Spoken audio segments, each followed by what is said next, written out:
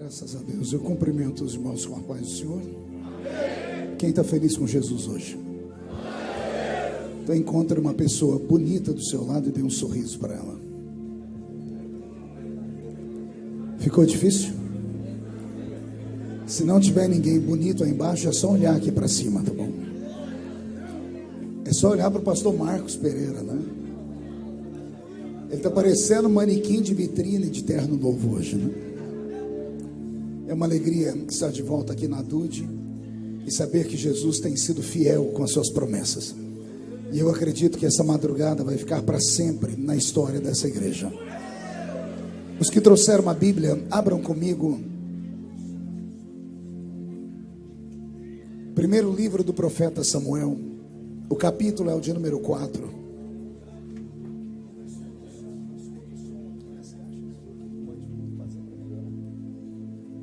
Primeiro livro do profeta Samuel, capítulo de número 4. Vamos ler a partir do versículo de número 17.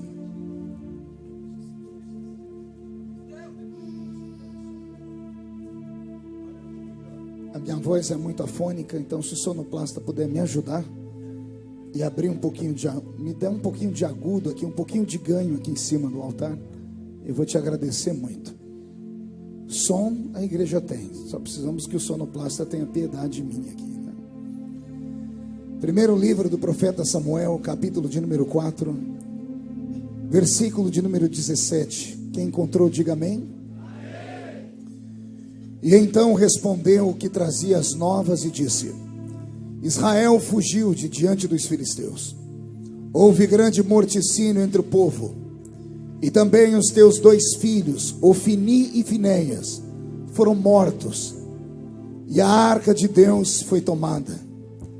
Ao fazer ele menção da arca de Deus, caiu Eli da cadeira para trás, junto ao portão, e quebrou-se-lhe o pescoço e ele morreu. Porque era já um homem velho e pesado. E havia ele julgado a Israel por 40 anos.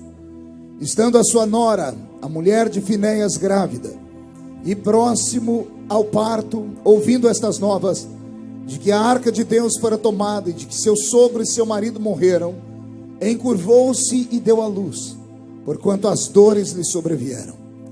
Ao expirar, disseram as mulheres que assistiam: Não temas, pois tivestes um filho.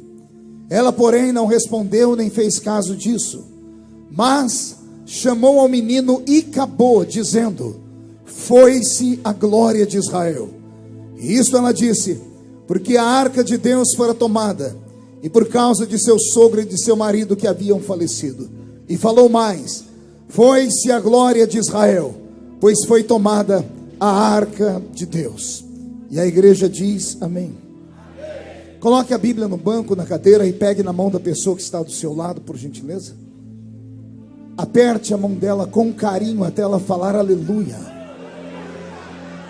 Pentecostal que não faz barulho está com defeito de fabricação, não é? Vamos orar. Pai, em nome do Senhor Jesus, nós oramos nessa hora. Nós imploramos, Senhor, que neste momento o sono desapareça, o cansaço físico desapareça, que os seus filhos que já estão aqui há algumas horas permaneçam comigo ligados. E na medida em que eu estiver pregando, o Senhor faz o céu descer aqui na DUD. Se não der para fazer o céu descer na DUD, leva a DUD para o céu, meu Pai. Mas mostra a sua glória nesta madrugada. Senhor, cerque esta igreja com a sua presença. E num raio de 5 quilômetros, onde houver um demônio alojado, eu dou a esses demônios segundos para sumirem daqui. Porque se não sumirem, serão queimados pelo poder da sua glória que aqui será derramada. Rasgue o céu sobre nós esta noite. Manda anjos de fogo descerem aqui.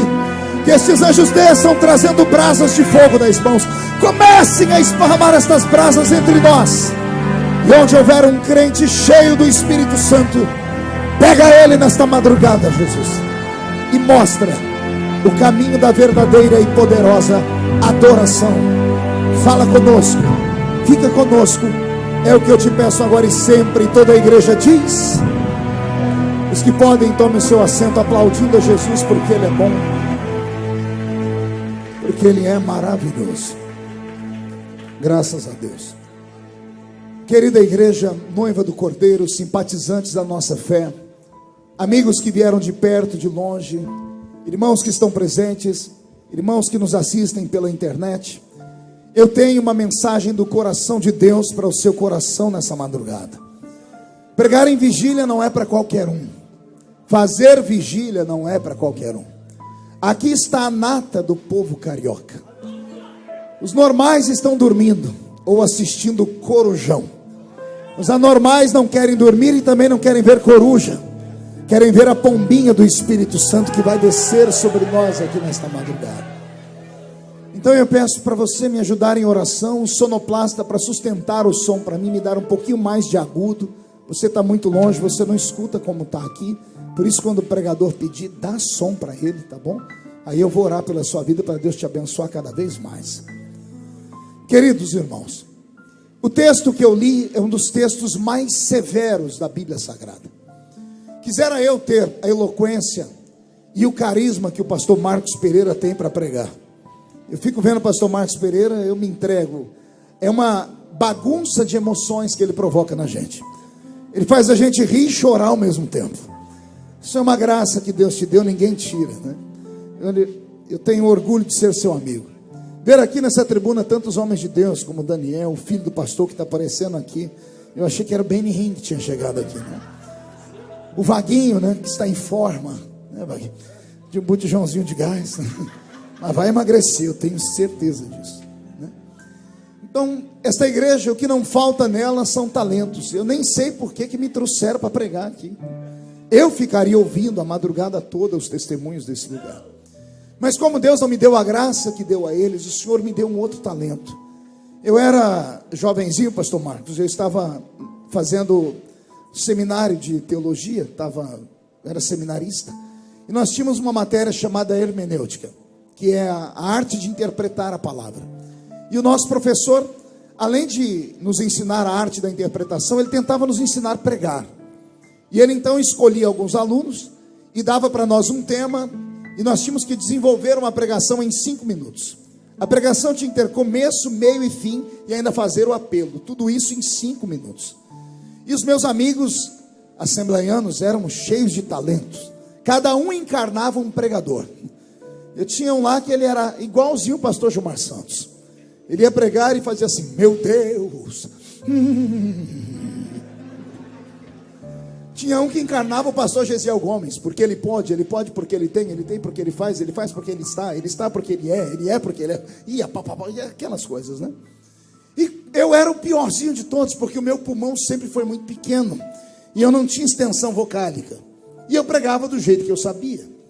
Eu pegava um texto, narrava o texto, e quando eu terminava, até o pastor, o meu professor, estava chorando, mas ele agarrava o microfone chorando e dizia assim: se o Marco não fosse essa história de querer ser pregador, se fosse um roteirista de cinema, seria aplaudido, porque a mente dele é uma mente formidável, porque ele consegue guardar histórias e contar histórias. Aí ele disse: mas se você quer ser um pregador de verdade, pare com isso. Pregador prega, não conta. Me dava uma angústia. Eu subi um monte para orar um dia, eu falei: Jesus, por que eu não consigo pregar igual aos outros? E o Senhor disse para mim: se eu precisasse de 2 igual a eles, eu teria feito 2. Eu falei: mas Senhor, o meu jeito de pregar, meu professor falou que eu não presto para pregar. O Senhor disse para mim: acorda, ele tem ciúmes de você. Eu falei: por quê? O Senhor disse: porque você prega igual eu pregava quando estava na terra. Vocês já pararam para ver como Jesus pregava? As pregações deles eram assim: certo homem tinha 2 filhos, e a multidão cessava para ouvi-lo.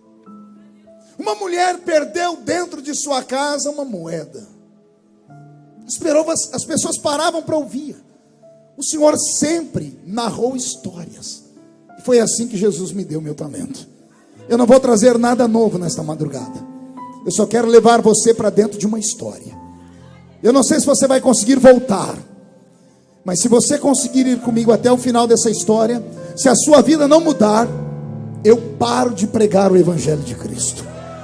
A viagem é só de ida para dentro do coração de Deus. Quem não quiser viajar comigo, o caminho da rua é serventia da casa. Mas se ficar comigo, aperte o cinto, porque a tampa da chaleira vai voar aqui nesse lugar. Amém? Vou pedir o Robson para mudar a música. O livro do profeta Samuel, no capítulo 4, como eu disse, traz uma história truculenta.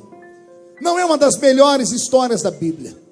Não é um momento de furor, de alegria, de explosão do espírito, de apoteose profética, nada disso. É um capítulo que Israel tem vergonha dele, pastor Marcos. Se os judeus pudessem voltar no tempo, rasgariam este capítulo do livro de Samuel. Os judeus são aquele povo escolhido pelo Senhor. O Senhor os chama de povo eleito. Rejeitaram a Cristo e ainda assim terão uma oportunidade no futuro. E por causa do grito deles, Jesus, depois de nos arrebatar, vai voltar conosco, lá para salvá-los. Dá uma inveja santa dos judeus. Pense num povo que tudo que querem consegue. Onde põe a mão prospera. Já destruíram Jerusalém 27 vezes e ainda continua sendo a cidade mais linda do planeta Terra. Quando destruírem de fato Jerusalém na terra, vai descer uma Jerusalém do céu. O próprio Salvador tem sangue judeu nas veias. O povo abençoado. O Senhor um dia escolheu um homem lá na cidade de Ur dos Caldeus. Esse homem era tão apaixonado por Deus que diz a história que no meio da Mesopotâmia antiga, o pai dele era um adorador de imagens. E o pai dele havia construído todos os tipos de imagens que você possa imaginar. E diz a história que quando criança ele derrubou uma das imagens do pai e quebrou. Pensando em fugir, o pai viu que ele estava apavorado e disse: por que está apavorado, Abraão? Ele disse: porque eu quebrei um dos teus deuses. E o pai dele disse: fique tranquilo, a gente vai lá na cidade e compra outro Deus. A história diz que isso entrou na cabeça daquele menino e ele começou a dizer a si mesmo: se o meu pai pode comprar um Deus e eu posso quebrar um Deus, isso não é Deus. Deve ter um outro Deus. E ele ficou sozinho procurando por Deus. E eu não sei quem encontrou quem. Se foi Deus que achou ele ou se foi ele que achou Deus. Eu sei que os dois pegaram um na mão do outro e saíram de Ur dos Caldeus em rumo a uma terra chamada Terra Prometida. Foi no meio de uma madrugada que esse Deus se revelou a ele e disse: levanta. E ele levantou. Sai para fora da tenda. E ele saiu. E o Senhor disse: conta as estrelas do céu. E ele não deu conta de contar e se entristeceu. E o Senhor disse: conta então a areia da praia. Ele disse: sou péssimo matemático, não consigo contar nem as estrelas e nem a areia. E o Senhor disse: então não fique triste. Péssimo seria se você conseguisse contar, porque os milagres que eu farei em ti serão tantos como as estrelas do céu, serão tantos como a areia da terra. Em ti, Abraão, serão benditas todas as famílias da terra. Quem aqui é bendito em Abraão? Diga: eu sou bendito em Abraão. O Senhor fez promessas inúmeras a eles. E depois que a terra começou a receber os judeus, esses judeus cresceram, foram arrastados para dentro de um país chamado Egito. E lá no Egito entraram pela porta, não entraram pela janela, não subiram por cima do telhado, foram convidados. O faraó daquele tempo convidou os judeus para entrarem ali na pessoa de José, aquele grande legislador de Deus, um grande administrador. O maior ministro da fazenda que o mundo conheceu foi José do Egito. Não era José que estava perdido, mas o Senhor o havia arrastado para aquele lugar para uma grande missão. Toda a igreja conhece a história. Depois que José morre, os faraós que vêm na sua dinastia esquecem do pacto feito. Homem é assim, fala em pé e não sustenta sentado. O povo que entrou pela porta foram começados a tratar como escravos. E durante 430 anos eles permaneceram arrochados naquela terra proibida, naquela terra maldita. Eram obrigados a adorar Baal, Astarote, Azera, Marduk, os deuses da Mesopotâmia antiga. Por um tempo esqueceram que havia um Deus no céu. Mas no meio daquele povo havia uns anciãos que começaram a clamar. E chegou um dia que a Bíblia diz que o choro do povo chegou até o céu. Deus resolveu abrir a cortina da eternidade. Olhou para Israel e se lembrou da promessa que ele havia feito a Abraão. E suscitou entre eles um líder. E o nome deste líder foi Moisés. E é Moisés que agora é levado pelo Senhor a arrancar aquele povo daquela terra maldita e levá-los para a terra prometida de Canaã. E foi uma aventura. E creio, o que vou dizer agora é muito sincero. Deus ficou apaixonado pelo Israel, não o Israel do Egito, não o Israel de Canaã. Deus se apaixonou pelo Israel do deserto. E já começo a explicar o porquê. O Israel arrastado pelo deserto era o Israel que Deus queria. Era o Israel que fazia Deus ser Deus de verdade. Não sei se você conhece a Bíblia, lá na carta de Paulo aos Coríntios, quando Paulo começa a falar para Deus que ele é fraco, quando Paulo começa a dizer para Deus que ele é um homem miserável, Deus olha para ele e diz: a minha graça te basta. Se fosse só isso eu já estava feliz. Mas o Senhor estende uma revelação e diz: a minha graça te basta, porque o meu poder se aperfeiçoa na sua fraqueza. Alguém consegue entender isso?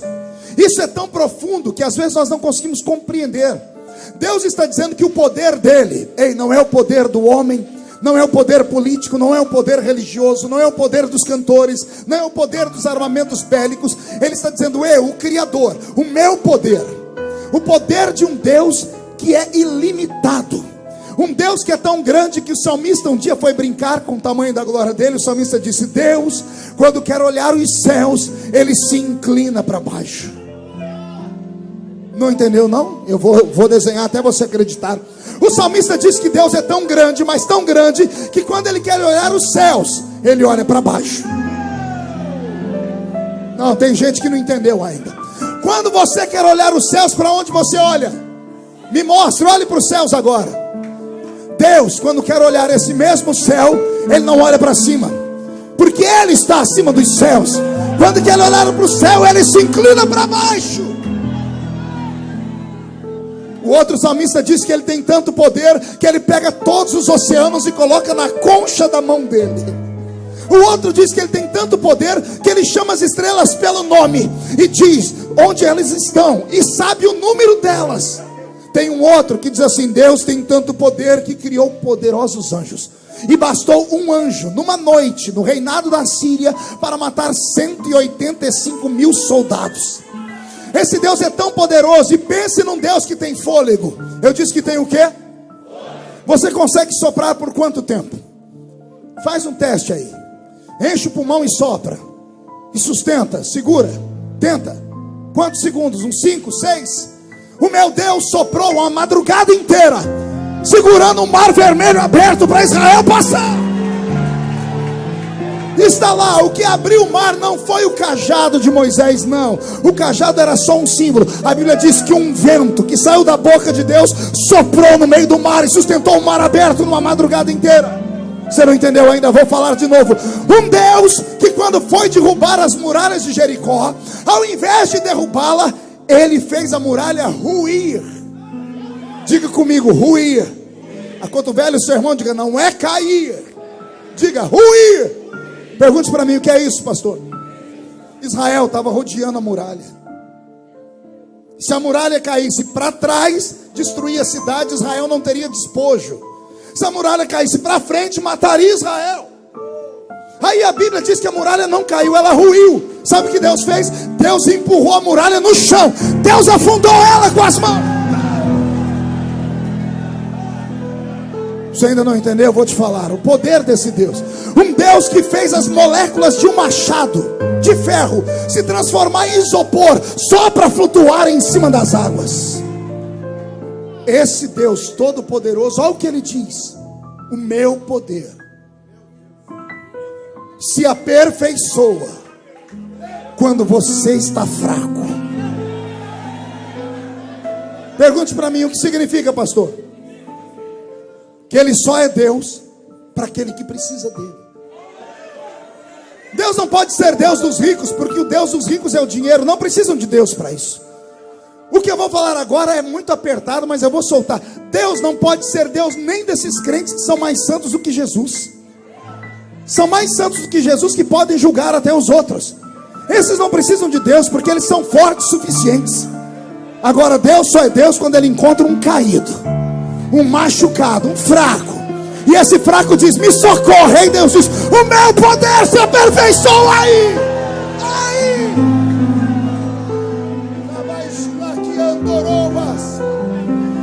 O melhor período que Deus teve com Israel não foi no Egito, não foi em Canaã, foi no deserto. Pergunte por quê? No deserto Deus virou cozinheiro. No deserto Deus virou padeiro. No deserto Deus virou churrasqueiro. No deserto Deus criou uma companhia de água para sair de dentro de uma rocha e matar a sede de 3 milhões de pessoas, fora os animais. No deserto Deus virou alfaiate. Deus virou sapateiro no deserto. O senhor é louco, pastor? Leia a Bíblia. A roupa não envelhecia, o sapato não furava, a comida não faltava, pão todo dia, 5 da manhã. O dia que eles enjoaram do pão, Deus fechou a padaria e transformou o céu numa churrascaria e fez cair carne na mesa dele.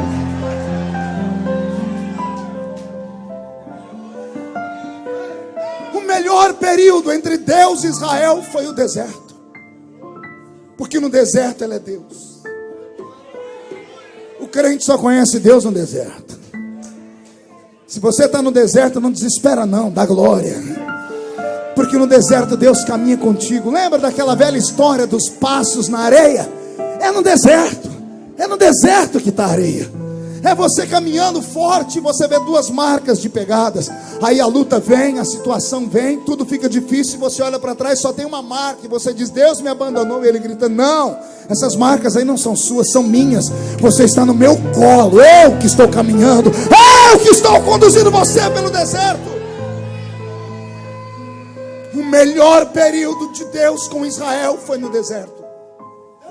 No deserto eles precisavam de Deus para não morrer durante o dia no calor do sol. Durante o dia o calor do deserto na península do Sinai chega a 54 graus. E o mesmo lugar à noite a temperatura cai para menos 10 graus. A falta de vegetação, a falta de oxigênio faz com que a temperatura oscile do inferno para o céu, etc. Durante o dia eles não morriam de calor, e durante a noite não morriam de frio. Olha que coisa linda. Os beduínos andavam embrulhados até os olhos ficavam tapados. Os homens que moravam no deserto, magricelos, só sabiam comer mel silvestre e gafanhotos, a pele toda carcomida pelo sol. E Israel, 40 anos no deserto, andavam durante o dia como se estivesse dentro de um carro com ar condicionado. À noite tinha uma tocha de fogo em cima deles que aquecia o corpo deles. E quem sustentava a tocha acesa? O Senhor. Quem soprava a brisa como se fosse ar-condicionado durante o dia? O Senhor. Deus era Deus no deserto. Deus tinha aptidão no deserto. Deus nem dormia. Eis que não dormirá, nem tosquenejará o guarda de Israel. No deserto Deus ficou Deus de verdade. E lá ele cuidou deles. Bastou entrar em Canaã. Oh, desgraça. Colocar os pés na terra que manava leite e mel. A primeira coisa que fizeram, enfiaram a mão nas roupas antigas e começaram a tirar os pedacinhos dos deuses do Egito. Imagem de Baal, Astarote, Azera, Marduk. Imagens de deuses que eram meio homem, meio animais. O deus dos cananeus, Dagon, era meio peixe, meio homem. Um deus dos egípcios chamado Anubis era meio homem, meio cachorro. Israel, que agora viu que não estava mais no deserto, a terra dava para eles a comida, tinha água, tinha mel. Disseram: agora nós não precisamos mais de ti, tá bom, senhor? O senhor pode descansar e entrar de férias. Agora nós temos um pedaço de barro para a gente orar. O Senhor acendeu a sua ira e trouxe histórias terríveis. Quem já leu o livro de Juízes sabe do que eu estou falando. 270 anos. Quantos anos? 270 anos de humilhação. 270 anos se curvando diante de outros deuses. E quando eles se curvavam diante de outros deuses, Deus virava as costas, fechava o céu, não chovia. Vinham os inimigos e prendiam Israel. E o Israel que agora está preso, lá na prisão, arrancavam as roupas, cortavam o cabelo, raspavam, jogavam cinza na cabeça, pegavam os deuses e ao invés de destruir, escondiam. E aí diziam: Senhor, tem piedade de nós. E Deus é Pai. Jesus disse: qual filho pedindo ao pai pão, o pai vai lhe dar pedra? Deus de costas ouviu o gemido e ele ia até virar quando ele viu o povo dele chorando. ele levantava os juízes. Levantou ele Baraque, Gideão, Sansão, Débora, Otoni. Ele levantou tantos homens para fazer a diferença naquela terra. E ele queria que esses homens levassem o povo a adorá-lo. E o povo até o adorava por 1 mês, 2 meses, 3 meses. Quando viam que as coisas equilibravam, trocavam Deus de novo. Foram brincando com ele. Acharam que o cálice da ira dele nunca se enchia. Pensaram que Deus era um Deus que tinha uma legitimidade de paciência eterna. Mas o Senhor deu uma lição neles que dói até hoje. O Senhor disse: a minha misericórdia dura para sempre, mas quando o povo é obstinado, eu retiro a minha mão e entrego eles na mão dos inimigos. Por 270 anos Israel tombou. Chegou uma hora que Deus lavou as mãos dele. Chegou um período em Israel, e você já ouviu muita gente pregar sobre isso, que havia pessoas na terra que serviam uma religião morta. O sacerdote mais famoso daquele tempo era Eli. Os seus 2 filhos eram Ofni e Finéias, 2 sacerdotes, filho do sumo sacerdote. O sacerdote ali por 50 anos foi sacerdote em Israel, e ele fez um bom trabalho. Mas quando ele adoeceu, pastor Marcos, e sentou naquela cadeira, e ele ficou muito gordo, ele perdeu o controle dos filhos. E os 2 filhos dele começaram a cometer pecados grosseiros. Pecados que para os olhos normais, algum vai dizer, não, isso é normal. Os judeus daquela época haviam criado a lei dada pelo Senhor. Todo sacerdote só vai comer daquilo que ele retirar de dentro de um tambor com carne cozida. Os sacerdotes tinham um garfo de 3 pontas. A presença de Deus na vida deles era dada assim. Eles só podiam comer aquilo que Deus dava a eles. Eles pegavam aquele garfo no final do dia, fincavam naquela panela, e o pedaço de carne que trouxesse era a comida deles e das famílias deles. Mas a Bíblia diz que Ofni e Finéias não queriam carne cozida, queriam carne assada. Pastor, é pecado comer churrasco? É claro que não, bocó. Mas naquele dia Deus criou aquela lei para eles. Deus estendeu a lei e disse: não é para fazer. Por mais estranho que fosse, Deus só queria a obediência, mas eles não queriam obedecer. A Bíblia diz que as mulheres vinham ao santuário para trazerem ofertas. Ofni e Finéias as arrastavam para dentro do santuário e as estupravam e violentavam. O pai via e não fazia nada. Começou a fazer vistas grossas. A situação é tão terrível em Israel nesse período que as mulheres não conseguem dar à luz a filhos. E tem uma mulher estéril que se torna muito famosa nessa época, e ela não está na Bíblia apenas por estar. Ela representa uma igreja. O nome dessa mulher é Ana. Qual é o nome dela? Ana. Pergunte por quê, pastor? Ana é exatamente o exemplo da igreja do Velho Testamento, e que parece que está ressuscitando no Novo. Uma igreja bonita, uma igreja rica, uma igreja amada, mas uma igreja estéril. Entendeu ou não? Vamos falar de novo. Eucana tinha uma mulher chamada Ana. Ana era linda, era rica. A Bíblia diz que o amor de Eucana por ela excedia tudo.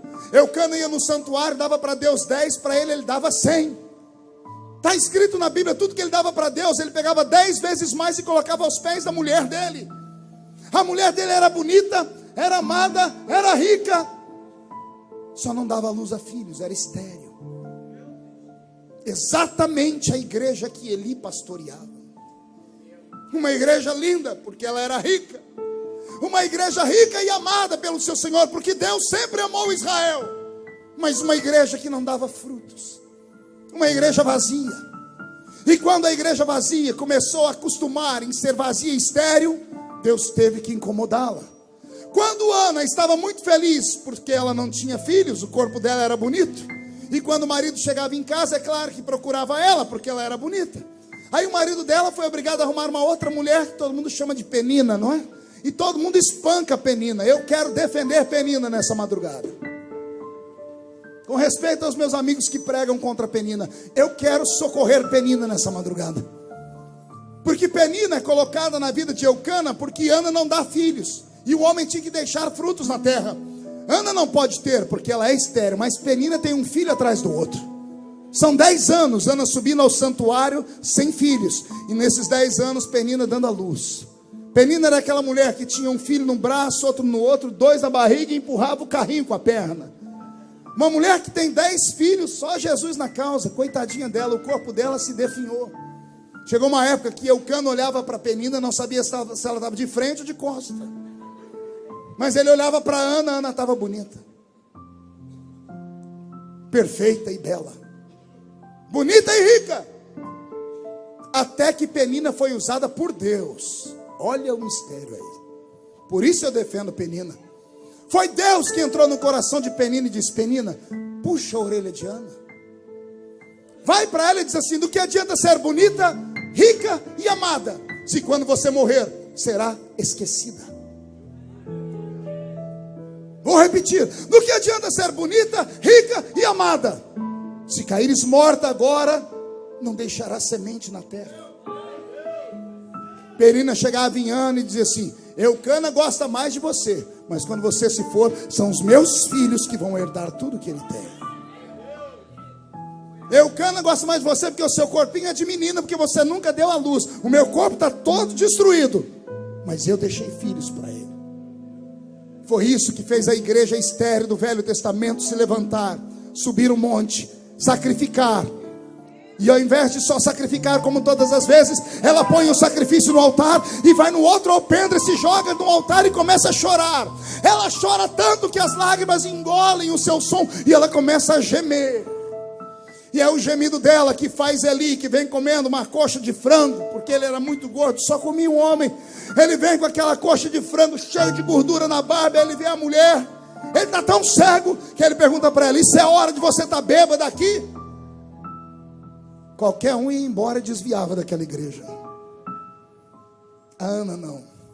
Ela olhou para ele e disse: eu não estou bêbada, eu estou amargurada, porque eu vou morrer e não deixarei semente. Eu preciso de um milagre. Eu quero um filho. E eu não sou egoísta. Se Deus me der um filho, eu devolvo para ele. Aquilo entrou no coração do velho sacerdote. Ele parou de comer, olhou para ele e disse assim: volta aqui daqui 1 ano e traz o seu filho para eu apresentar para o Senhor. A mão do Senhor está sobre ti, Ana. Por que é que eu defendo Penina? Se não tem Penina, não tem choro. Se não tem choro, não tem gemido. Se não tem gemido, não tem humilhação. Se não tem humilhação, o sacerdote não vai lá. Se o sacerdote não vai lá, ele não puxa a orelha dela. Se ele não puxa a orelha dela, ele não vê que está arrependido, então ele vai e profetiza. Se ele não profetiza, Samuel não nasce. Se Samuel não nasce, não tem Davi rei, não tem Saul rei, não tem ninguém. Pegou aí ou não? Vou falar de novo. Eu amo Penina e mando um beijo para o coração dela lá no céu. Se não tem Penina, não tem Samuel. O que o senhor quer falar com isso? Hoje você não vai amaldiçoar o seu inimigo. Você vai pegar o seu Facebook quando terminar esse culto e vai mandar beijinhos para eles. Vai curtir todas as fotos deles e vai dizer: Penina, me atormenta, Penina, porque se eu não choro, Samuel não nasce, Penina.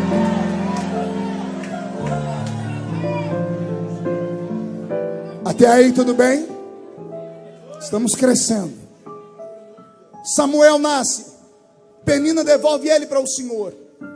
Ele é colocado dentro do santuário. A situação de Israel era tão triste que não havia um justo naquela terra. Nem as crianças estavam puras. Deus, para trazer um avivamento, fez uma estéril dar à luz. O menino é desmamado, não vê o mundo, é entregue no altar. Ele vive dentro da igreja. Ele cresce e fica dentro da igreja por 15 anos. Quantos anos? Não ouvi. Só que aí tem um versículo na Bíblia que eu não consigo entender. Porque a Bíblia diz que o menino cresce no santuário. E uma madrugada ele escuta uma voz. E a voz diz assim: Samuel, Samuel. E ele levanta. Chega no sacerdote ali, o sacerdote ali diz: você comeu demais, vai dormir. E a Bíblia explica: Samuel não conhecia o Senhor. Você entendeu? Como é que alguém criado dentro da igreja, pastor, 15 anos dentro da igreja sem conhecer o mundo, servindo o sacerdote, matando os animais, fazendo orações, fazendo prece, acendendo candelabro. O menino trabalhava lá no santuário, mas não conhecia Deus. Ô raça de crente do século 21, crentes para quem eu estou cansado de pregar. Eu prego tem 30 anos. Preguei em quase 80 países do mundo e quase 4.000 cidades do Brasil. E eu estou ficando ranzinza e chato. Já não aguento mais pregar para esses crentes que vêm para o culto como se estivesse vindo para um teatro. Vem para o culto como se estivesse vindo para um cinema. Vem, quando eu começo a falar, cruza os braços, as pernas, começa a mascar essa desgraça desse chiclete, põe a mão no queixo, olha para o céu e filosofa. To be or not to be, that's the question. Ficam vendo se eu estou ou se eu não estou crente mais. Quando termina o culto, reúnem lá fora com meia dúzia de crentes que tem a língua maior do que essa gravata, para falar: olha, ele está mudado. O homem não tem mais unção, não tem mais graça, não tem mais isso. A cantora desafinou na segunda estrofe. Que Deus te pegue nessa noite, seu crente morto.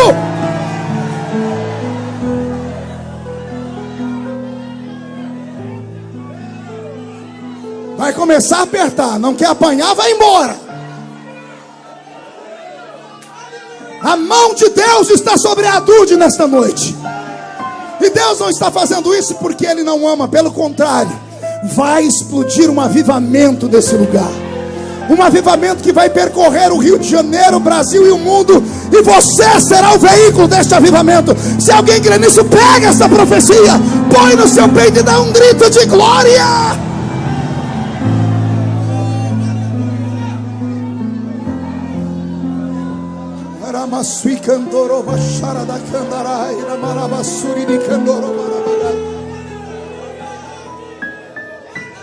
Deixa eu te fazer uma pergunta.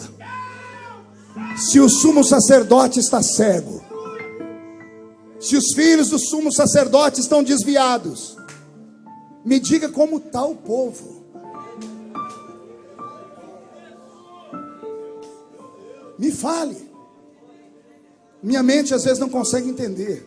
Vaguinho, se o líder espiritual estava cego e os dois que o substituiriam estavam em pecado, como estava o povo? Todo mundo diz que nós estamos em avivamento no Brasil. Não existe uma mentira maior do que essa. Eu, ignorantemente, falei por muito tempo: estamos em avivamento. Até que eu comecei a olhar com outros olhos. Todos os países do mundo que houveram avivamento, a nação mudou. Não existe um país mais corrupto do mundo do que o Brasil. Não existe um país do mundo onde se mate mais crianças por aborto do que no Brasil. Quase 1 milhão de abortos por ano. 60 mil assassinatos por ano, maior do que a guerra da Síria. Em cada esquina tem um menino drogado. Um governo miserável que tenta botar na cabeça das pessoas que o aborto é normal, que tudo aquilo que a Bíblia condena, eles dizem que é normal. E nós falando que estamos em avivamento, aonde? Não, pastor, a gente ajunta 100, 200, 300 mil pessoas. Para quê? Para pular igual canguru nas costas dos outros? Para botar uma faixinha na cabeça com o nome do cantor principal? Dia desse eu cheguei no quarto da minha filha, lá no quarto dela tinha um pôster de um cantor gospel. Eu falei: o que é isso, minha filha? Ah, papai, foi o cantor que eu fui no show dele. Olha lá, ele deu até um beijo na foto. Eu falei: filho do cão com a pomba gira. Quando eu aceitei Jesus, entraram no meu quarto e arrancaram a foto do Chitãozinho Chororó. Entraram no meu quarto e tiraram a foto lá do Sérgio Reis. Eu gostava de música sertaneja e me falaram: não é para ter imagem de escultura no seu quarto. Aí agora os nossos filhos adoram cantores, adoram pregadores. Está tudo virado. Está tudo virado.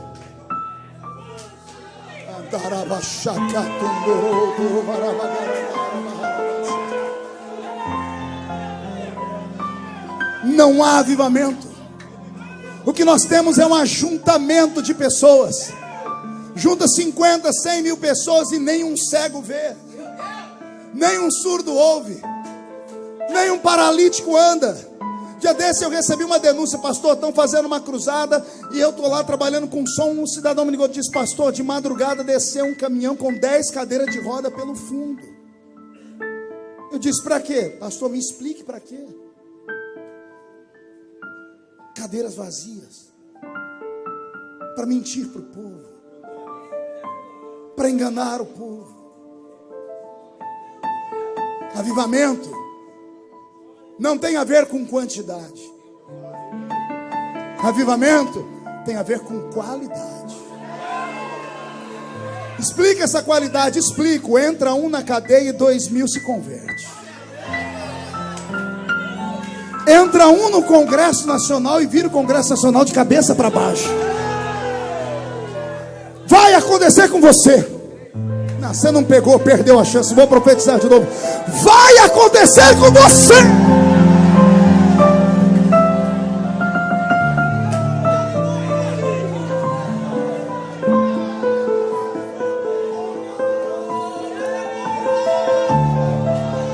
Naquela madrugada, o velho Eli se levantou.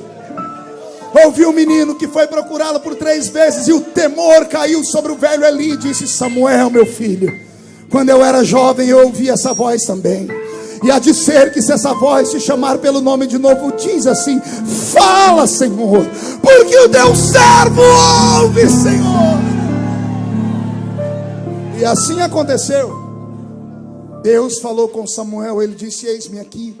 E o Senhor disse: eis que eu te levanto para ser o fiel da balança em Israel. Trarei juízo àqueles que fazem o meu povo errar. Farei o meu povo viver um tempo de abandono, porque o homem só dá valor naquilo que perde. Vou repetir: o ser humano só dá valor naquilo que perde. E como é que foi que Deus fez isso? Capítulo 4 do livro de Samuel. Os filisteus se levantam contra os judeus. O atalaia que está em cima da muralha de Jerusalém olha com seu binóculo e diz assim: tem 10.000 filisteus esperando para a batalha. Israel dá um brado aqui embaixo. O chefe do exército diz: quero 30.000 judeus.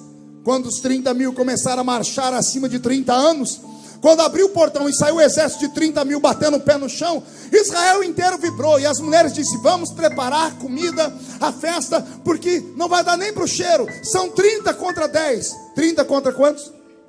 É 3 por 1. A batalha estava ganha, mas começou a dar tudo errado. Diz a história que um filisteu jogava uma lança, e a lança que era para acertar um, pegava 4. Uma flecha que era para acertar um, a flecha atravessava inteira e pegava o outro. De repente Israel fez uma contagem, pediram trégua, foram cuidar dos soldados e começaram a contar os mortos. Ofni e Finéias estavam lá no meio.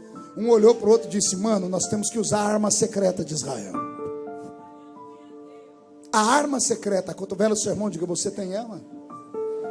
Diga: cuidado, ela pode falhar. Eles entraram no santuário e falaram: pai, estamos perdendo a batalha, precisamos empolgar os soldados, só tem um jeito: empresta a arca da aliança.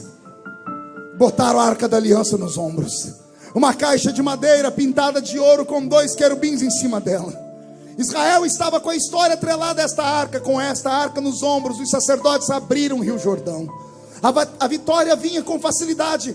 Ofni e Finéias entram no meio do arraial dos judeus com aquela arca. Quando o sol bateu em cima dela, os jovens que só conheciam de ouvir falar, repita comigo: só conheciam de ouvir falar.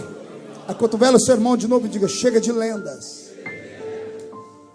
Quando viram aqueles querubins, a boca miúda começou a dizer: esta é a arca, é uma arma secreta. Quando ela chega, a vitória chega. E o povo foi se empolgando. Os doentes começaram a gritar, e os vivos também. Israel deu um brado tão alto que os filisteus ameaçaram correr. Quando eles foram correr, olha o que eles diziam: parece que os deuses que atormentaram os egípcios, os deuses dos judeus, desceram lá. Porque olha o grito deles. Ai, olha o que eu aprendo aqui. Ai, Jesus. Mão direita para o céu, faz um carinho nas costas do irmão, diga: vai doer um pouquinho. Não é o crente que está falando, é o ímpio. O ímpio está falando: escuta o grito. Parece que com esse grito Deus desceu lá. Mas era mentira. Quem foi que disse que barulho?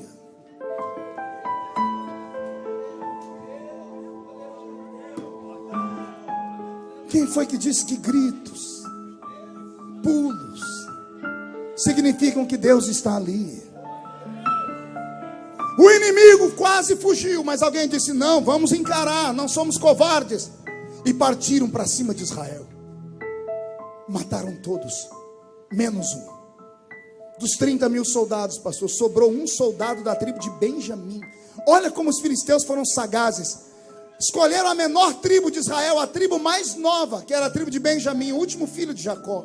Deixaram um vivo, mataram todos. Pegaram esse moço e disse: você vai levar a notícia para Israel. Anote aí tudo que nós fizemos. Israel está lá dentro de Jerusalém, estão preparando a festa. Eles acham que 3-1 a vitória está ganha. De repente, o atalaia que está no alto da muralha, ele pega a trombeta para tocar, porque ele olhou pela luneta. Haviam 2 trombetas penduradas do lado do atalaia: a trombeta da alegria, da vitória, e a trombeta da derrota. O som dela era em dó menor. Me dá um dó menor. Depressivo. Israel entendia o som. Quando o atalaia tocou a trombeta, alguém aqui embaixo deve ter olhado e dito: você não errou a trombeta. E o atalaia diz: não. E tocou um som de tristeza. Parou a festa. As mulheres que estavam fazendo a comida deixaram a comida de lado. Os velhos vieram para o centro da cidade. Quando o portão de Jerusalém abriu, as pessoas esperavam entrar por ali os soldados sobreviventes com a vitória. E dos 30.000 que saíram, entra um soldado, se arrastando, da tribo de Benjamim. Ele passa no meio da multidão, e o silêncio toma conta de Israel. Ele senta em uma pedra. Os velhos se aproximam, perguntam para ele o que aconteceu. Vou deixar ele falar. E então respondeu o que trazia as novas: houve grande morticínio entre o povo. Ofni e Finéias foram mortos, e a arca de Deus foi tomada. Quando essas palavras entraram no coração do povo, os jovens não entenderam. Os velhos se jogaram no chão, rasgaram as roupas, raparam a cabeça. Os jovens chegavam nos velhos, diz a história. Flávio Joséfos, contando essa história em detalhes, diz que os jovens, os netos, os filhos chegavam nos vovôs e diziam: vovô, não fica assim. E o vovô gritava: levaram a arca. E os jovenzinhos diziam assim: a gente faz outra, a gente faz de ouro. Não chora, vovô, foi só uma joia que foi levada embora. E os velhos choravam mais alto, porque aquela geração não conhecia o Senhor.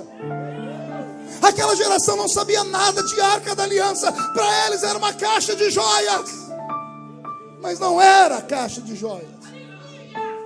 Alguém lembra o que tinha lá dentro? Alguém lembra o que tinha dentro daquela arca? Um vaso de ouro com maná, a vara de Arão que havia florescido, e as tábuas da lei escritas com o dedo de Deus, os 10 mandamentos. Os jovens não entendiam, mas os velhos entendiam. Quando o menino gritou, a arca foi embora a lei, foi embora o maná, foi embora o vaso de ouro, foi embora a vara de Arão que floresceu. Pastor, o que significa tudo isso? Escute com o ouvido da alma. Quando a arca vai embora o maná, a palavra revelada que vem do céu. As igrejas não têm mais pregações ungidas, são pregações fabricadas em computador.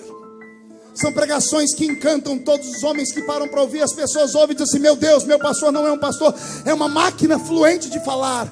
Tudo que ele fala enche a cabeça, mas não toca a alma. Vou repetir: falam bonito, mas não toca aqui. Quando o maná vai embora o vaso de ouro. Pergunte o que é o vaso de ouro.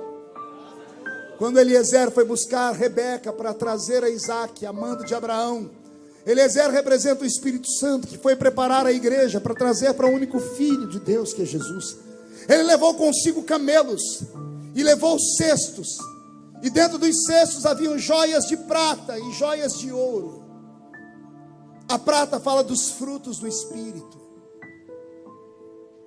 o ouro fala dos dons do Espírito. Quando a arca vai embora, os dons desaparecem.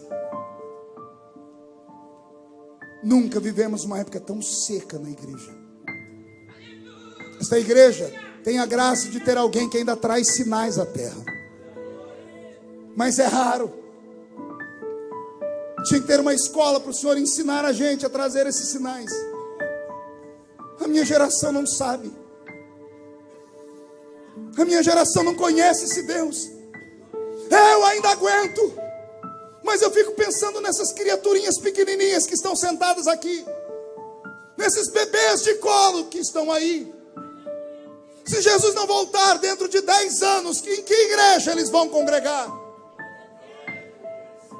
Eu vou fazer a pergunta de novo. Se Jesus não voltar em 10 anos, me diga como estará o futuro da igreja. Quando a arca vai embora as tábuas da lei, não tem mais doutrinas, não tem mais ensinamentos, não tem mais revelação, não tem mais quem use o cajado, não tem mais quem ensine o caminho. Vale tudo! Vale tudo e um pouco mais.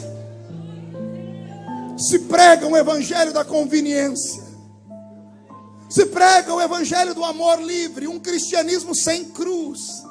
Os crentes não vêm à igreja para serem curados, vêm à igreja para ouvirem algo que mexa na alma deles. Eu vou para o culto hoje porque eu estou caidinho, eu preciso que alguma coisa me coloque de pé. Os crentes querem palavra de autoajuda. Quer autoajuda, não vem à igreja. Vai numa banca de revista e compra um livro do Dr. Lair Ribeiro. Compra um livro desses homens que dão aulas de autoajuda. A igreja não precisa de autoajuda, a igreja precisa de ajuda do alto. A igreja precisa que o céu desabe sobre ela.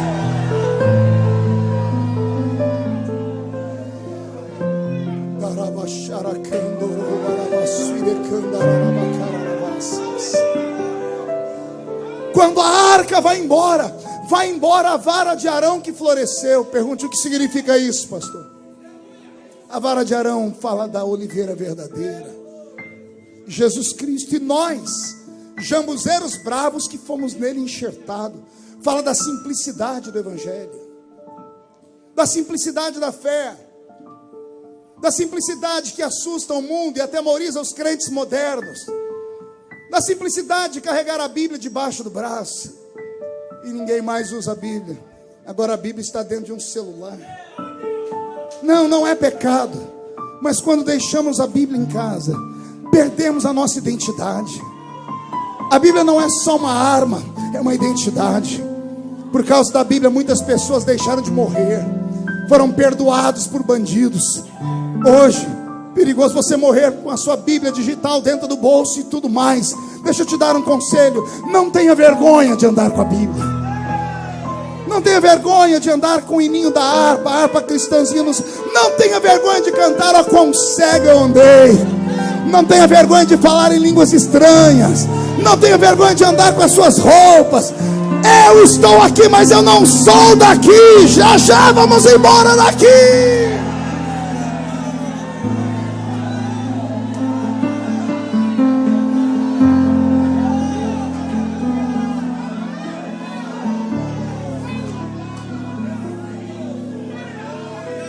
Quando a arca vai embora, os querubins de ouro vão embora também. Os guerreiros que protegem a igreja, eis que o anjo do Senhor acampa ao redor daquele que os teme e os livra do mal. Quando vai embora tudo. Deus olhou para Samuel e disse: Samuel, esse povo não me ama. Eles querem um Deus de barro, fiquem com ele. Eu vou embora. Aquela arca indo embora é um símbolo, era Deus dizendo assim: eu estou indo embora. Uma nação sem Deus, igreja sem culto, crentes sem unção, louvores que não tocam nada, palavras que não ensinam nada, ajuntamento de pessoas que não dão em nada.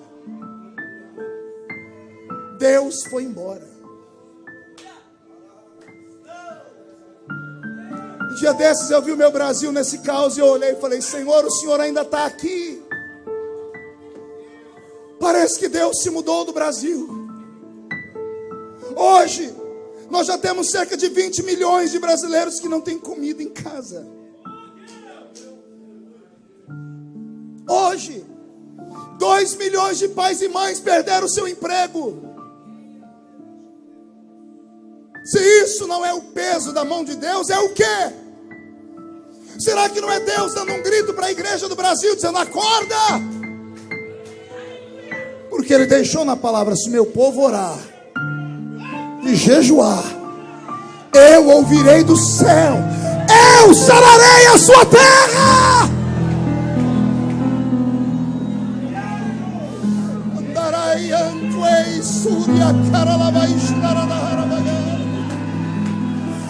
Eu sinto Deus aqui. Deus está marchando no centro da Adude. Ele é tão grande que os pés estão aqui e a face dele está nos céus, e os serafins estão cantando: santo, santo, santo é o Senhor dos exércitos, e a Adude está ficando cheia da minha glória.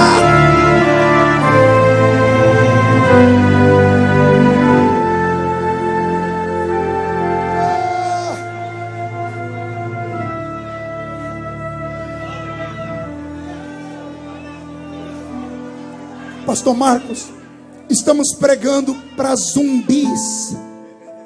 Vaguinho, você anda cantando para zumbis. Nosso povo está morto. Não, pastor, eu estou olhando para o Senhor. Meu pai, quando entrou em coma, me olhava também, mas não enxergava. Quando meu pai entrou em coma, ele não era paralítico, mas a perna dele não mexia. Ele não teve derrame, mas os braços dele não funcionavam. Ele não era mudo, mas a boca dele não falava. A única coisa que funciona em quem está em coma é os ouvidos. O médico falou para mim: pode falar que ele escuta. Ele não esboça reação nenhuma, mas ele escuta. É a igreja em que nós estamos vivendo. Os crentes têm olhos, mas não veem. Tem mãos, mas as mãos mirraram. Não estendem, não ofertam, não dizimam, não contribuem. Tem pernas, mas não andam, não evangelizam, não pregam. Não visitam os presos como se estivessem presos com eles. Não vão aos hospitais mais. A igreja está em coma. Ela só escuta. Então quem tem ouvidos, ouça o que o Espírito diz nesta madrugada. Acorda, povo meu! Eu não sei se você sente, mas Deus está aqui. Mão direita erguida para o alto. Coloque no ombro de quem está do seu lado e agarra a pessoa como profeta. Chacoalhe ela com seriedade, sem rir. Chacoalhe ele com força. Diga: Deus te trouxe aqui para isso. Chacoalhe ele. Diga: Deus te trouxe para isso, para sacudir a sua fé, para sacudir a sua alma, para sacudir a sua santidade, para sacudir os dons do Espírito. Deus te trouxe aqui para te sacudir.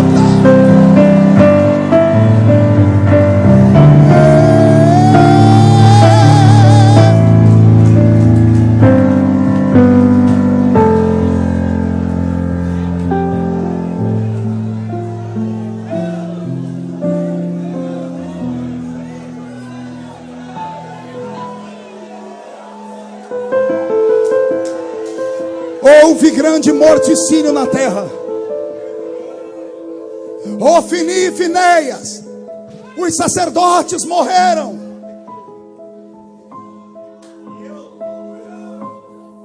A arca foi roubada. Quando Eli ouviu isso, ele tombou da cadeira, quebrou o pescoço e morreu. A nora dele, quando escutou isso, a mulher de Finéias, quando ela ouviu dizer que o marido morreu, ela sentiu dores de parto. Ela deu à luz. Não havia nada mais bonito naquela época do que uma mulher dar à luz a um filho homem. Colocavam o nome nos filhos, o nome que adoravam a Deus: Daniel, Ezequiel, Samuel, nomes de exaltação. A parteira olhou para a mulher em prantos e disse: Deus levou o seu marido, mas te deu um filho. Põe um nome bonito nele. E ela disse: o nome do meu filho vai ser Ícabo. Toda vez que olharem para o meu filho, vão se lembrar que um dia a glória de Deus foi embora dessa terra. Ícabo. Alguns anos atrás eu estava pregando na Inglaterra. E eu cheguei num templo muito lindo que fica no bairro do Kensington. Era uma igreja histórica. Eu fui professor de história da igreja, eclesiologia no seminário. E eu ensinava sobre essa igreja, a igreja do avivamento inglês. E eu pude conhecer a igreja, pastor. Que coisa linda quando eu entrei naquele templo. Todo de madeira, 2.000 assentos, galeria. E detalhe, não tinha microfone. A acústica era tão perfeita que você falava aqui, todos ouviam e havia retorno ainda. Do lado direito da tribuna tinha uma placa de bronze dizendo: aqui aconteceu o maior avivamento da Inglaterra. E o nome dos homens e mulheres que participaram do avivamento. Quando eu subi aquela tribuna e toquei naquele púlpito, me arrepiava o corpo. Na parede da igreja tinham nomes com placas bem gigantes, de pregadores que pregaram ali. Vê se você se lembra de algum desses. Jonathan Edwards. Já ouviram falar dele? O pregador de um único sermão. Só teve um sermão na vida. Pecadores na mão de um Deus irado. Diz a história que enquanto Jonathan Edwards pregava, as mulheres, as crianças e os homens levantavam os pés, porque sentiam o inferno embaixo deles, dentro da igreja. Estava lá Charles Finney, um homem mais ímpio que aquela terra conheceu. Até que um dia ele foi vencido pelo Senhor e no quarto ele disse: tu me usares, serei um homem santo. Ele que bebia e fumava, parou de beber e fumar, começou a pregar. Chamaram ele um dia para ir numa fábrica de tecelagem. Ele foi entrando, ele não pregava. As pessoas começaram a olhar para ele e começavam a cair no chão. Tibum, tibum, tibum. Ele parou uma fábrica dentro da Inglaterra com a presença dele sem falar nada. Spurgeon, John Wesley, todos esses pregaram naquele santuário. E agora eu estava ali, na igreja histórica. Um sininho tocou. O irmão que estava comigo me arrebatou, me levou para o banco e disse: vai começar o culto. Era o culto de Santa Ceia, domingo de manhã, maior culto da igreja. A igreja lotada de bancos vazios.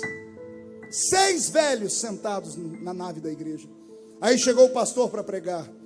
O pastor usava uma bata, parecendo uma roupa de padre.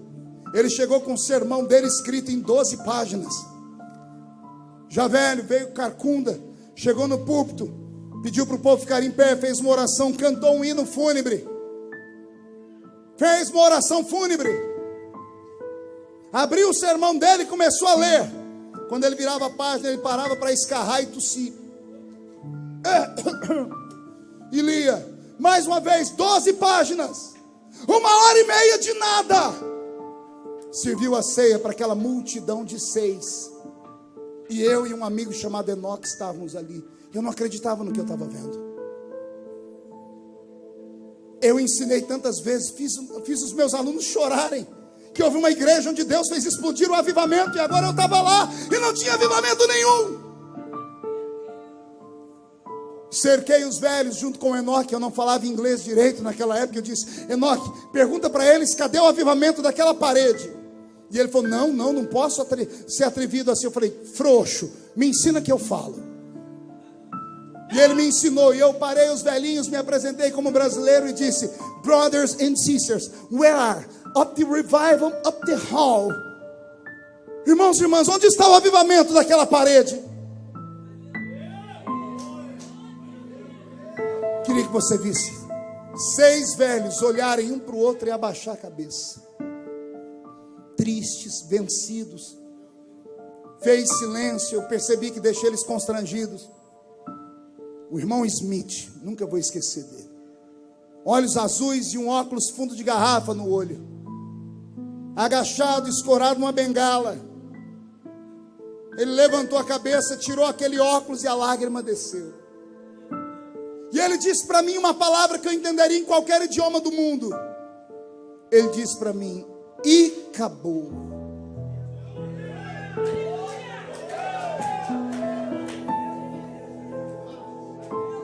Você não pode sentir o que eu senti porque você não viu o que eu vi.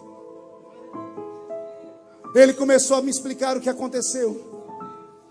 Ele levantou os dois braços e começou a fazer assim como uma ave. E o Enoque começou a interpretar o que ele falava. E ele dizia para mim: lembra do Espírito Santo, a pombinha? E eu disse: yes. E ele falou: não voa mais aqui.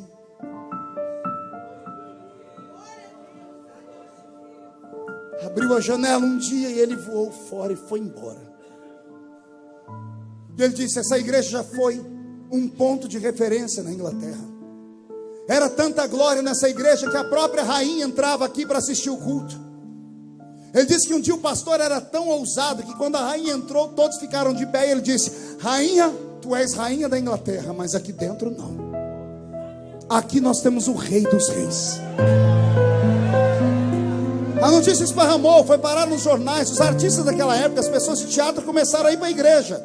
A igreja começou a insuflar de pessoas ricas e importantes. E quando a igreja ficou famosa, fizeram uma reunião e tiraram o pastorzinho velho. E trouxeram um jovem pastor que havia estudado em Harvard. Um inglês que foi estudar na América do Norte com os melhores teólogos do seu tempo. Um cara bonito, boa pinta, sabia falar bonito, tinha carisma. E agora ele é o pastor da igreja. O irmão Smith disse: eu era criança, deitava debaixo do banco para assistir culto com a minha mãe. Eu me lembro quando aquele jovem começou a pregar. Levantou um profeta no culto, ele parou de pregar e disse: por onde passou o Espírito de Deus? Que ao invés de falar comigo, que sou o anjo da igreja, foi falar contigo, mulher. Quieta e senta. Ele disse: nunca mais se levantou profeta na igreja. Tudo que era errado passou a ser certo. Os cultos de glória foram tomados por cultos de prontidão e exatidão. Não havia mais manifestações, era pecado fazer barulho. Era vergonhoso porque as pessoas ricas da Inglaterra estavam ali dentro. As arrecadações eram altíssimas. Mas o Espírito foi embora. Ele disse: só sobrou nós 6. Começaram a chorar. Você nunca viu uma igreja morrer, né? Eu vi. Eu agarrei eles na minha simplicidade brasileira, comecei a orar e chorar. Quando eu fui orando, chorando, o Senhor me tomou em línguas. Quando eu comecei a orar em línguas, eles perguntaram para o Enoque o que ele está falando, porque o Enoque parou de me interpretar. E ele disse: isso não dá para interpretar, não é da terra, é do céu. Os velhos começaram a se confabular e o Enoque disse que eles olharam para o outro e disse: porventura não falávamos isso quando éramos crianças? Quando éramos crianças buscávamos isso. E eles começaram a chorar ajoelhados. E o Senhor desceu naquela igreja. E Jesus renovou aqueles 6 irmãos com o Espírito Santo. O culto foi até as 4 da tarde, pastor. Quando terminou o culto, na hora de ir embora, um deles me abraçou e disse: tem outros igual você?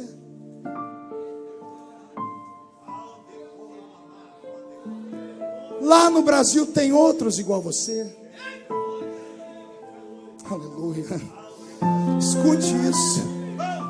Uma nação rica e poderosa, um povo que não tem problema com dinheiro, com nada, olharam para um brasileiro nascido na Vila Tatu e perguntaram: tem mais igual você lá? Eu disse: por quê? Eles disseram: manda para cá. Manda para cá para nos avivar.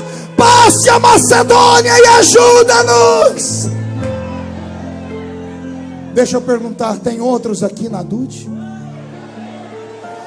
Vou falar de novo: tem homens e mulheres aqui que ainda conhecem Deus? Então por que você está me olhando com essa cara feia, parecendo que foi batizado num pote de vinagre? Por que você está me olhando com esse olho seco, parecendo olho de sapo que morreu no dia de enchente? Por que você está com essa boca travada, essa boca de aço, essa língua de ferro, esse queixo de concreto? Se tem crentes vivos aqui, toque em Deus, toque em Deus.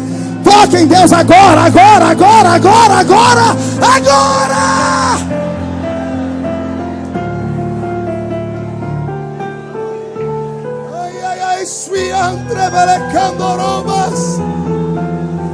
Igrejas e acabou, ministérios e acabou, cantores e acabou, pregadores e acabou.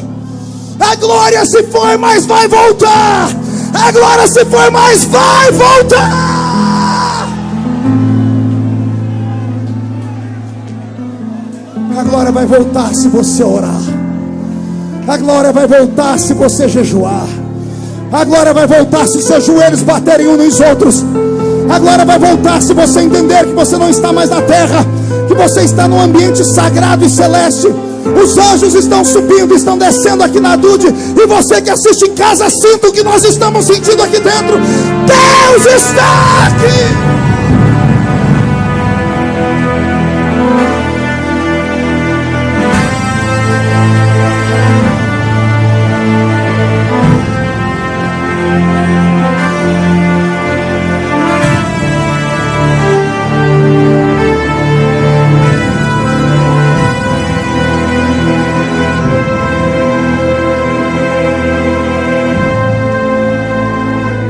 Chora, igreja. O Senhor não me trouxe aqui para rever amigos. Há muitos anos eu não sinto o que eu estou sentindo aqui. Eu sinto que estou numa igreja remanescente. Eu sinto que eu estou num lugar onde as pessoas ainda acreditam e buscam. Então, por favor, você faz a diferença. Chora, Dude!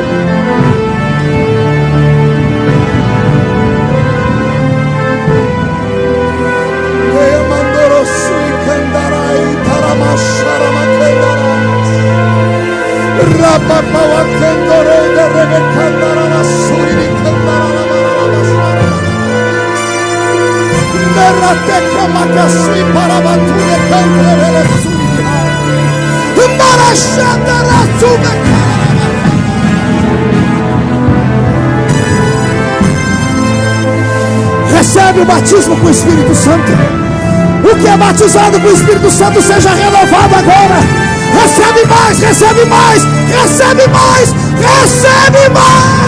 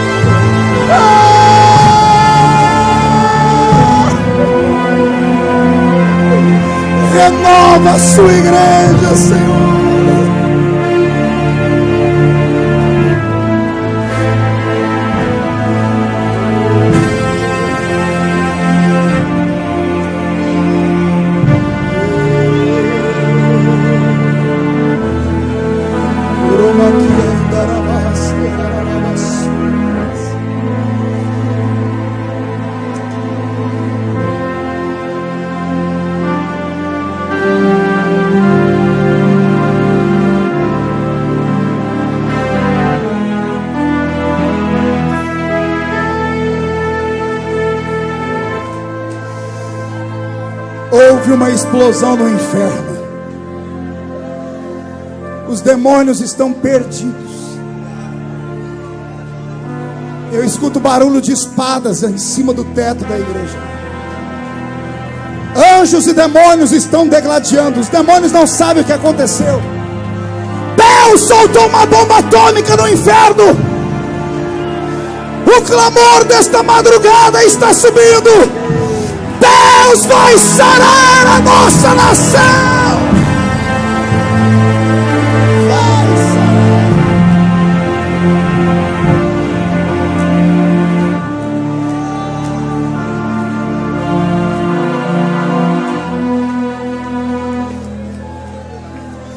Segure um pouquinho. Sente um pouquinho.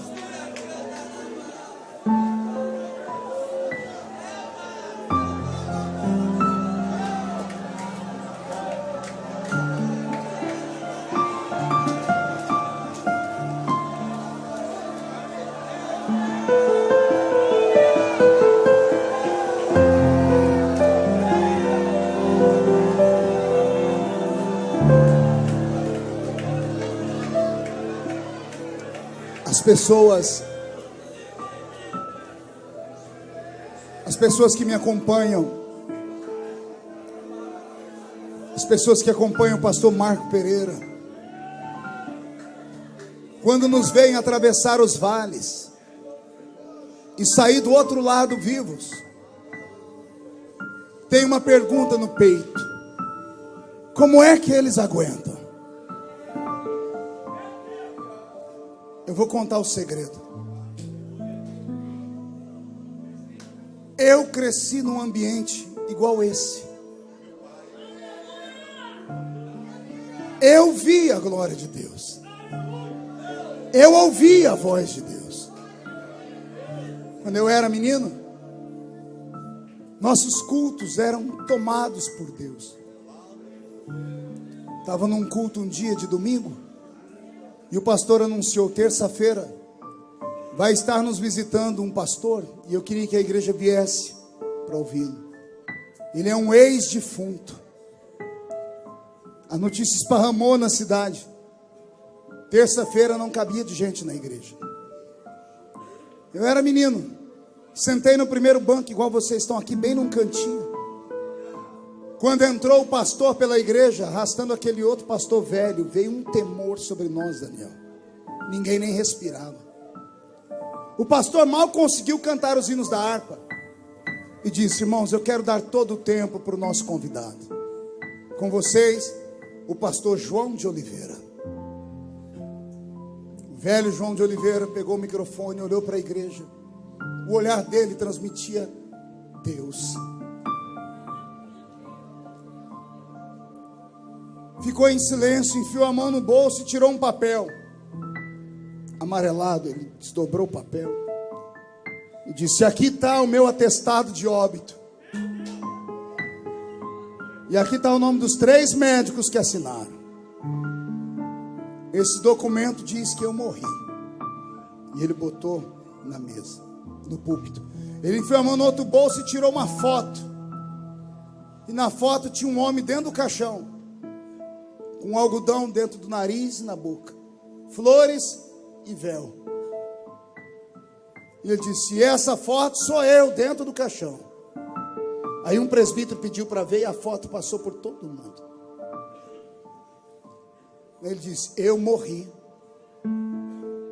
Cheguei na porta do céu e Jesus não me deixou entrar. Ele estava lá na porta. Eu disse: ele me recebeu gostoso, me deu um abraço e disse: bem-vindo, João. E ele falou: Jesus, estou empolgado, posso entrar? E Jesus disse: não pode. Por que não, Senhor? Eu cometi algum erro? O Senhor disse: não, meu filho, não é por culpa sua, não. É por culpa daquele homem lá na terra. Olha lá. Ele olhou para o chão e abriu o chão. Ele viu uma casa de chão batido, coberto de sapé. No centro da casa, um caixão. E ele deitado dentro do caixão. Num canto, uma mulher com 14 filhos pequenos, tudo agarradinho nela.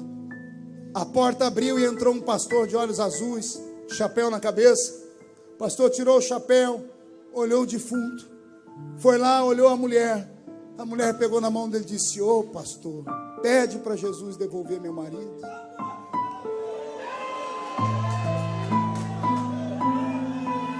Eu tenho 14 filhos para criar. O nome do pastor era João Colenda. Fundou o Instituto Bíblico de Pindamonhangaba. Pai ou avô da pastora Rebeca, esposa do pastor Samuel Câmara, das Assembleias de Deus lá de Belém do Pará. O velho João Colenda foi para perto do caixão, olhou o defunto, ajoelhou e botou a mão em cima da mão do defunto. Olhou para os irmãos que estavam lá naquele velório e disse: todo mundo dobra o joelho. E ele começou a orar. Ele disse que no céu não passava o tempo, mas na terra foi 4 horas de oração. E a oração era: Jesus, devolve o João de Oliveira. Aí o João olhava para Jesus, Jesus dizia: ô João, eu queria que você ficasse aqui. Mas olha o grito desse homem: Jesus, devolve o João de Oliveira. Ele falou que chegou uma hora que Jesus disse: João, outro dia você volta. Antes, aquele anjo vai te levar no inferno para você ver como é, e depois você vai para a terra. Quando o anjo pegou na mão dele e foi, ele falou: Jesus, por que eu estou indo embora? E Jesus disse: porque a oração de um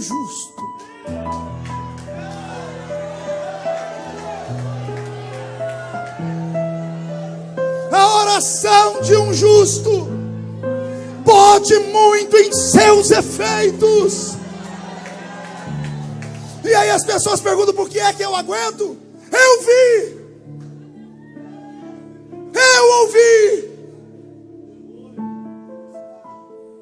Eu vi a irmã Sebastiana, que não sabia ler nem escrever, no culto de ceia, se levantar e dançar no espírito, e andar no meio da igreja de olhos fechados, bailando. Tocava nos crentes e passava, tocava no outro e passava, tocava nesse, agarrava e mandava ir para frente. Quando chegava lá na frente, o cidadão dizia: eu estou em adultério. Eu vi a líder da mocidade, ou melhor, a líder dos jovens que regia a mocidade, num congresso no 6º EMADO. Eu era jovem. Ela caiu no chão e morrer. Ela era morena, ficou branca, os lábios dela ficaram roxos. Todo mundo achava que ela tinha morrido de verdade. Queriam levar ela para o hospital. Chegou uma irmãzinha, olhou e disse: não é morte não, está arrebatada. Isso foi 1h. Ela voltou em si no dia seguinte. Tiveram que amarrar ela no quarto. Irmã Maria, quer perguntar por quê? Ela queria morrer. Ela não queria ficar mais aqui. Ela disse que estava num lugar tão bom, era tão gostoso, que ela não queria mais ficar aqui. Ela passou 6 meses sem conversar com ninguém. O semblante dela descaiu. Ela chegava na igreja e dizia: me leva, quero voltar para aí. 6 meses depois ela contou para nós o que ela viu. Eu cresci nesse meio. Pode levantar 11.000 demônios contra mim, 1.000 cai de cá, 10.000 de cá, não sou atingido. Não sou melhor do que você, mas eu vi. É real, é verdade. Existem anjos, existem milagres. Jesus caminha na igreja, ele usa homens e mulheres, ele dá sonhos proféticos, ele usa profecia, ele interpreta línguas, ele ainda é o mesmo. O problema é que a gente se acostumou com um culto mais light. Mas quem sabe a gente não busca hoje? Quem sabe essa vigília não é para isso? Quem sabe Jesus não te tirou da cama, da madrugada, para te trazer aqui dizendo assim: você vai provocar um avivamento na sua casa, você vai provocar um avivamento na sua igreja, você vai provocar um avivamento no Rio de Janeiro. Deus vai fazer um avivamento explodir nesse estado.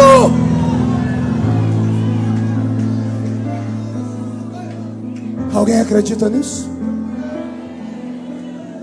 A glória foi embora. 7 meses de oração. 7 meses cantando louvores sem sentir Deus. 7 meses sem ninguém pregar para eles. 7 meses depois, Deus levanta a voz de Samuel.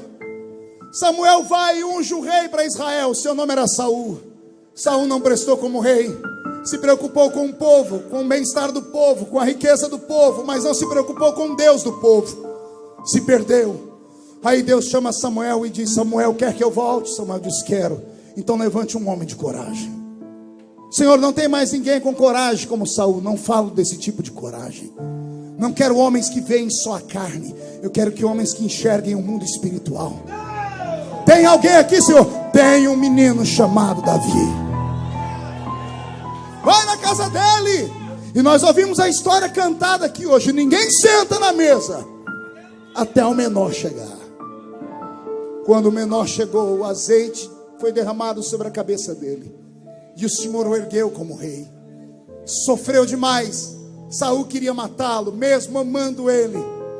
Depois que tudo terminou, quando Davi assumiu o trono de Israel, a primeira coisa que ele fez foi passar por Israel e ver que o povo estava triste. Mas o povo tinha dinheiro, tinha comida, tinha nação, tinha rei, tinha trono, tinha palácio. Mas o povo estava triste. E Davi começou a perceber que faltava uma coisa. Só Davi para perceber isso. Oh glória. Davi olhou para os seus amigos e disse: sabe o que está faltando aqui? Está faltando Deus. Vamos buscar Deus de volta? Davi chama o exército dele. Oh glória. E o exército diz assim: estamos à sua disposição. E Davi diz: vamos lá no arraial dos filisteus. Um mais velho levanta e diz: mas nós não estamos em guerra, vamos deixar eles quietos. E Davi diz: não, eles têm uma coisa que era nossa. O que, Davi? A arca. E alguém diz: não, vamos fazer outra. Não, não tem arca igual aquela, vamos buscar aquela. Mas Davi, vai morrer gente, que morra, mas nós vamos buscar aquela. Quero soldados de coragem do meu lado. E levantou um exército. Na calada da noite, Davi pegou os filisteus de surpresa, matou todo mundo e pegou a arca de volta. Olha para o seu irmão e diga: como é que está o coração? Diga: porque agora é para arrebentar. Muda a música, Robson. Quando Davi matou os filisteus e pegou a arca, ele era inexperiente na batalha. Ele chamou o soldado mais velho e disse: me explica como é que a gente volta para a batalha, da batalha com a vitória. É a minha primeira batalha. Obrigado, soldado. O soldado falou para ele: quando o rei vinha da batalha, ele vinha assim, ele colocava a roupa de rei, a coroa de rei. À esquerda dele vinha um soldado num cavalo com a bandeira do exército inimigo arrastando no chão. E à direita vinha o soldado dele com a bandeira do exército dele levantada bem alta, para mostrar que esse venceu e esse perdeu. O que mais? Atrás do rei vem os soldados que ele tem em grande estima. E depois o exército. E Davi diz: façamos isso. Ele mandou na frente um soldado para preparar uma festa para Israel. Quando ele chegasse lá, estava todo mundo em festa. Então ele botou a roupa de rei, coroa de rei. Botou aqui do lado dele um soldado com a bandeira dos filisteus. A bandeira deles tinha um desenho de uma sereia. Era Dagon, meio peixe e meio homem. Aqui para baixo. E aqui à direita de Davi estava um soldado com a bandeira do leão da tribo de Judá, erguida aqui em cima. Está tudo certo até aqui. Os principais soldados de Davi estavam aqui atrás. E lá atrás o exército. E Davi disse: é assim? E o soldado velho disse: é assim. Quando ele foi marchar, Davi parou e disse: calma aí, tem alguma coisa errada. Soldado velho, volta aqui. Como é que era mesmo? O rei vai à frente, à esquerda o exército inimigo vencido com a bandeira lá embaixo, à direita a bandeira do exército vitorioso em cima, soldados particulares e o exército. E Davi pergunta: quem vai à frente? Ele diz: o rei. Davi diz: já entendi. Davi se posiciona, bandeira aqui, exército lá. Davi puxa o cavalo de lado e diz assim: tragam a arca! E o soldado diz: não, rei, não é a arca, é o rei. E Davi diz: é o rei de Israel não sou eu, é o Deus da arca. A arca vem puxada por uma carruagem de bois velhos.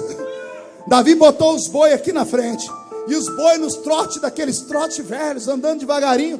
Chegou uma hora que passaram num buraco, a arca entornou, a tampa foi abrir. Um soldado de Davi chamado Uzá pulou em cima da arca. Todo mundo espanca Uzá, coitado. Quando chegar no céu, eu quero dar um beijo nele. Ele salvou o exército de Davi de morrer. Quando ele se jogou em cima da arca, a glória que saiu da arca matou ele. Era para matar todo mundo.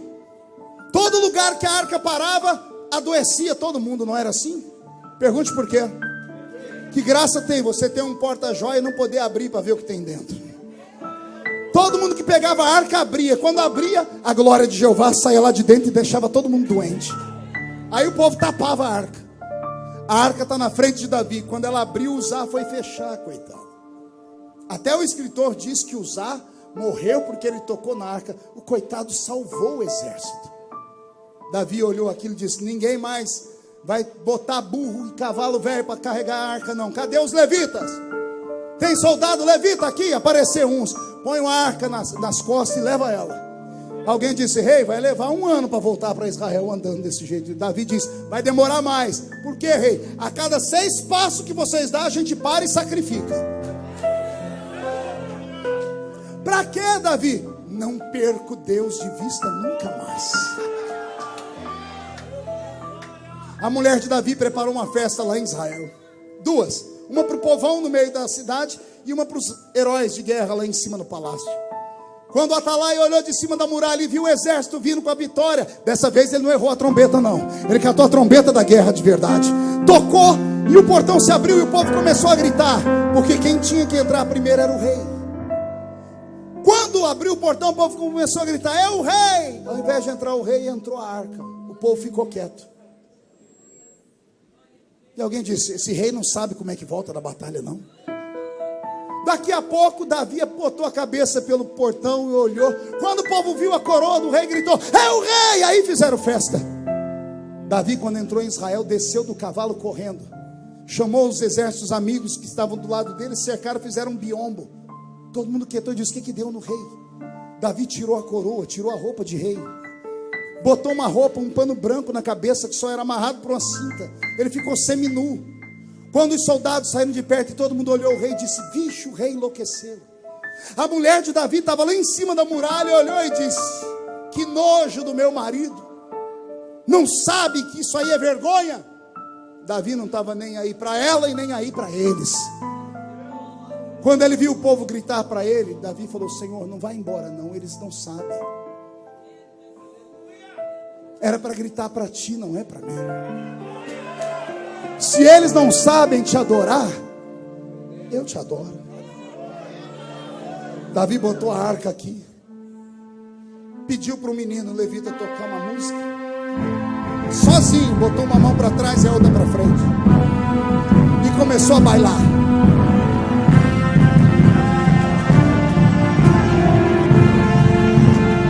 E foi dançando, foi balando. Cada vez que Davi dançava, parte do povo ria, a outra parte chorava. Os que choravam eram os velhos. Eles entendiam o que Davi estava fazendo. Os jovens riam porque não entendiam nada. Os velhos diziam: ele está dançando para Deus.